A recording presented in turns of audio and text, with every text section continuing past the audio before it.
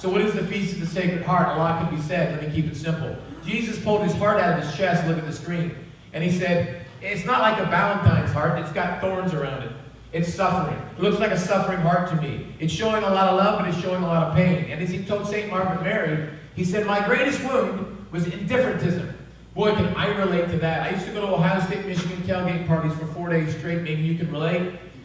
I would come home to my small church in Ohio, because I was in the Air National Guard, and so I would come home once a month to stay with my parents. And I would go to church, and of course I would receive communion. And knowing what I know now and knowing what you know, that's crazy. That's insane. And I realized that I was causing tremendous pain to Jesus. In fact, at the end of the show, I wish I would have understood this message. I saw this, but I didn't understand it. I wasn't even going back to Catholic Church. I was researching this. I'd studied all the apologetic stuff. I was convinced the Catholic Church was true, but in my heart, I was confused because when I went to St. Michael, and I could pick any church, I'm not picking one out of the blue, but when I went to St. Michael in Bedford, Texas for the first time, and I went back to church, it was like I remember. People came late and left early. At Fellowship Church, they had 50 Bible studies and 100 home groups going on. They met you early. They wanted to pay your mortgage if you couldn't pay it. I mean, it was unbelievable.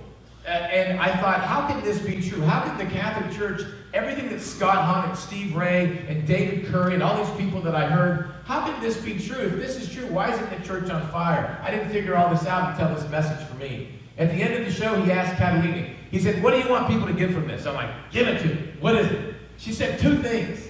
Now remember, he just witnessed this lady have a stigmata. He didn't know about feast days in the Catholic Church. And look at her message. She said, I want them to remember that we have a live Christ in the Holy Eucharist. What? What does that have to do with the stigmata? Everything, if you know about the Feast of Corpus Christi and the Feast of Sacred Heart. And then she said, please don't forget Jesus' suffering for all of us. This leads so perfectly into mystical phenomenon number 3. When you hear this language, I am the living bread who came down from heaven, he's actually reading quotes from messages this lady says come directly from Jesus, and the church says nothing contradicts church teaching. I am the living bread that has come down from heaven. If anyone eats of this bread, they shall live forever. And the bread that I will give is my flesh, for the life of the world.